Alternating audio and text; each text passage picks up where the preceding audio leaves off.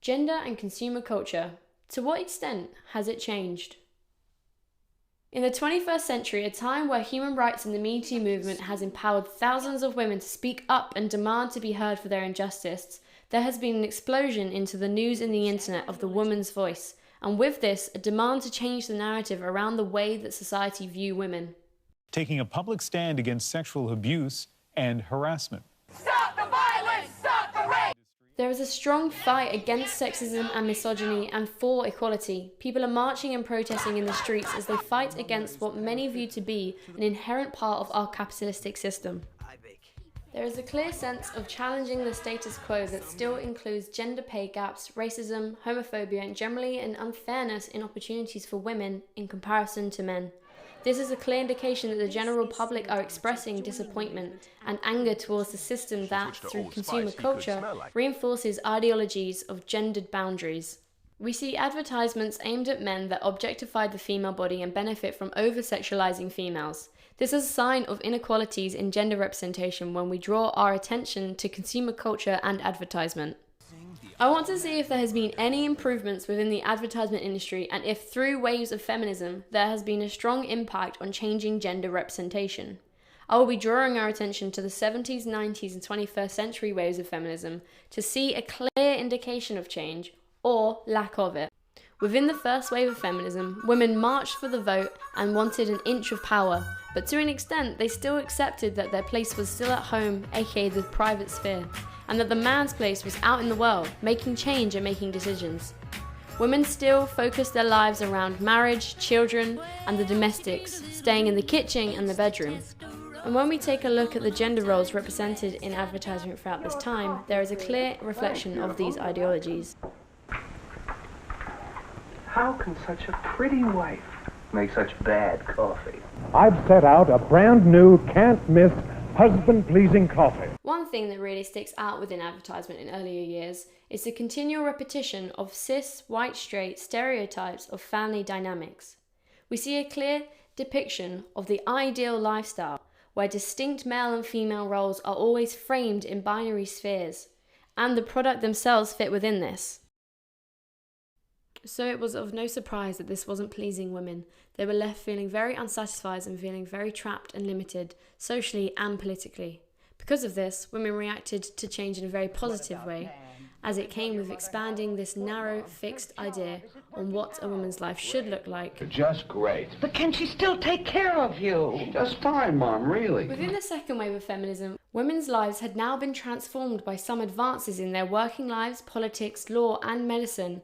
For example, some were now able to think about careers as well as jobs, as we saw the invention of the pill. By giving women control over their fertility, women were no longer falling pregnant and having to give up the rest of their future plans.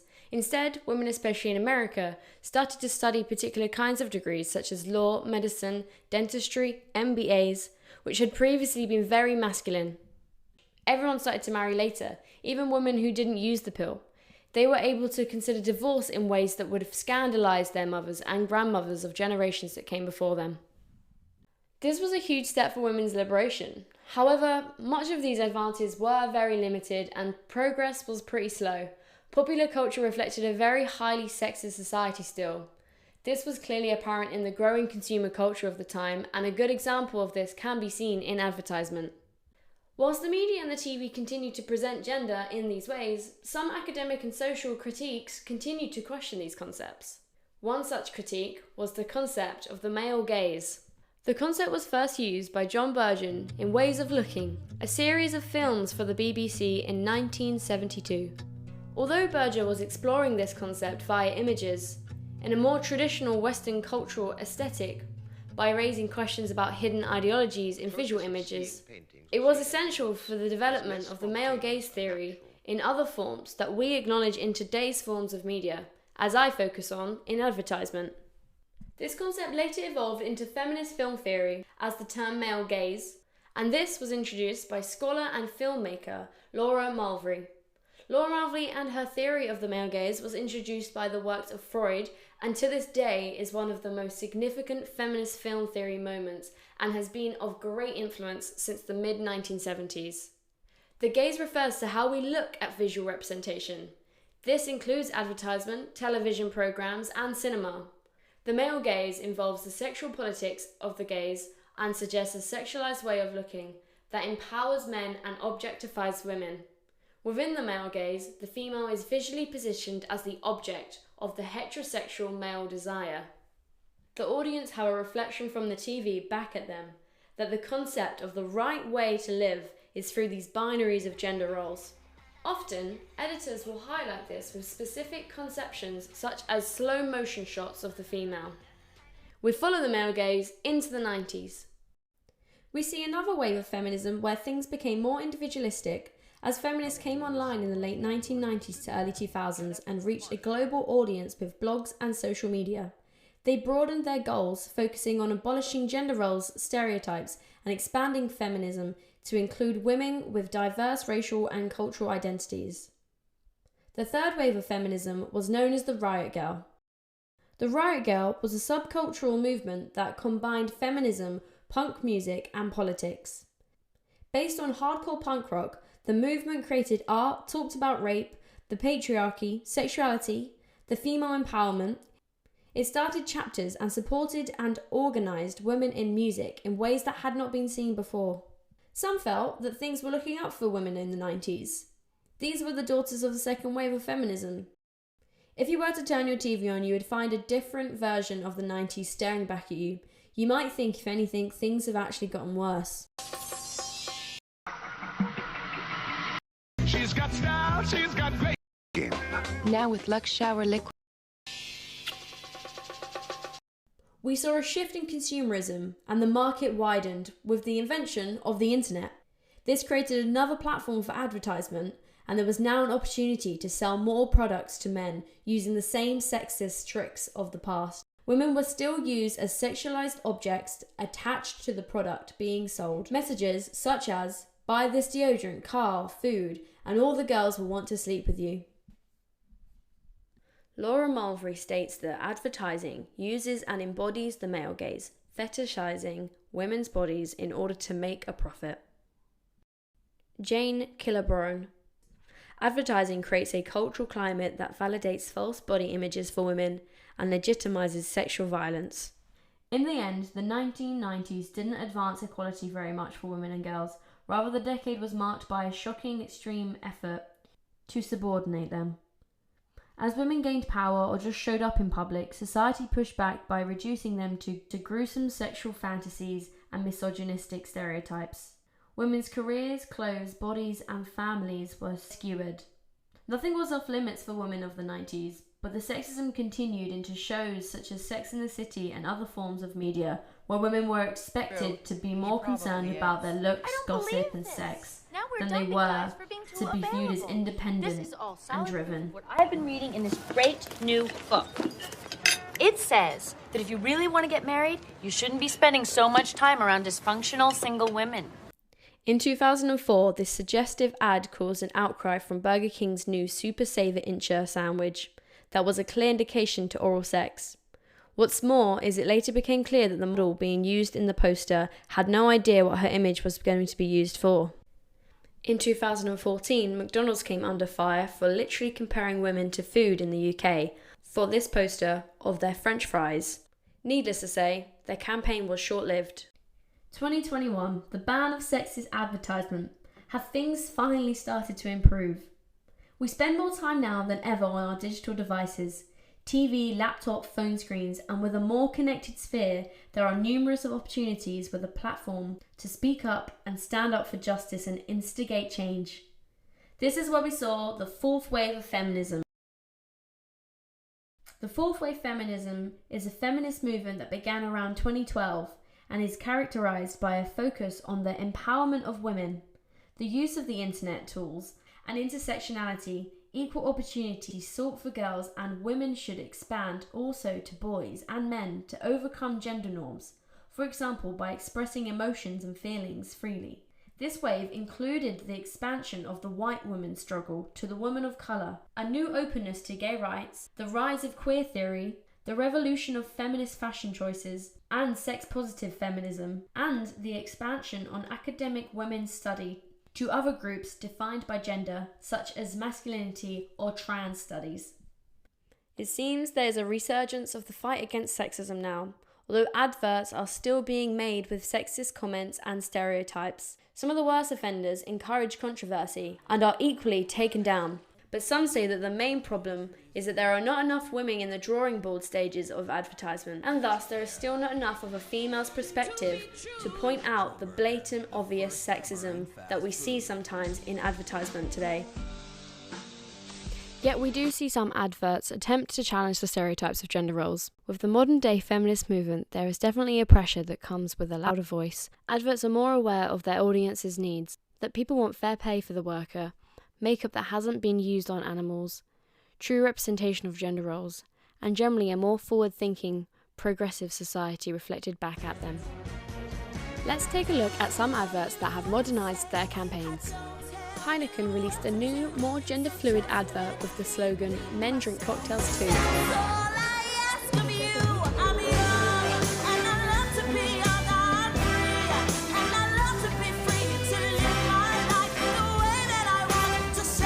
Though this is progressive, the advert feels silly and almost like this is a subject that is just the tip of the iceberg of problems when it comes to gender stereotypes and the effect that these messages have within society.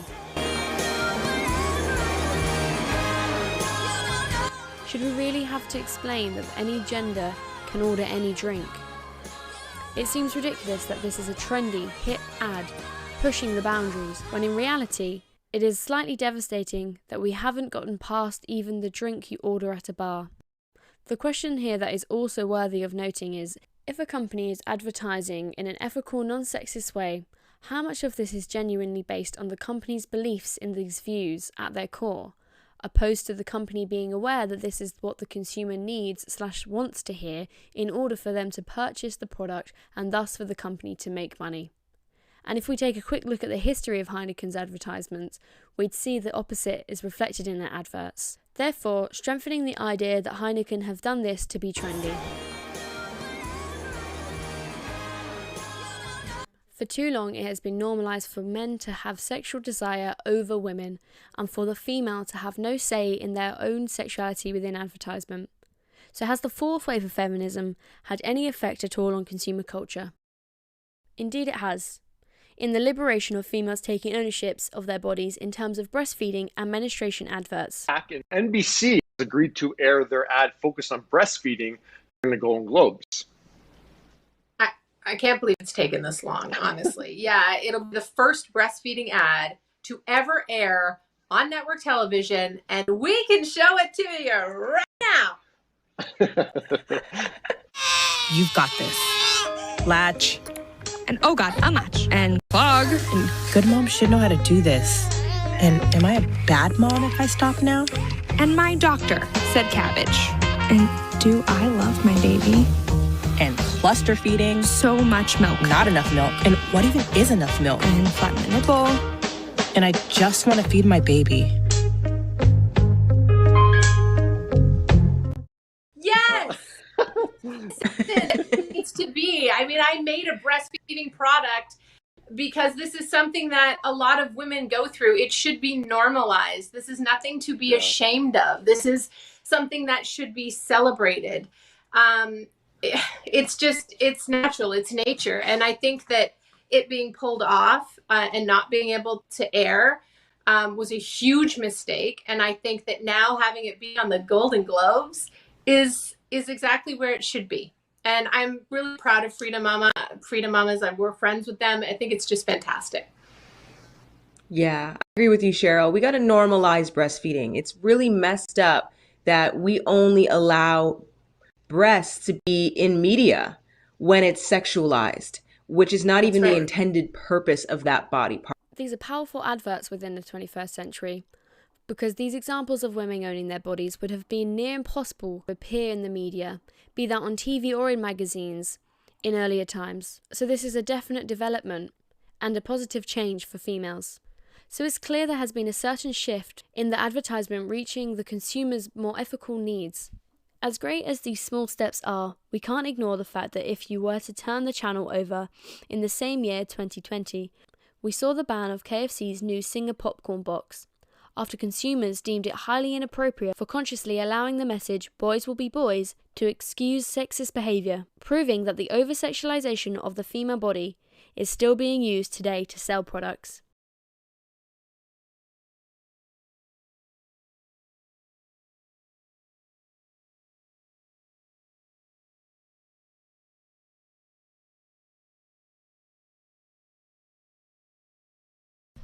KFC released a statement in response to this consumer complaint, leading to the taking down of their ad. We apologise if anyone was offended by our latest commercial. Our intention was not to stereotype women and young boys in a negative light, and whilst I agree with the rights group that we definitely shouldn't be teaching boys to partake in behaviour that is harmful towards women, I mostly feel like their efforts would have been better placed elsewhere.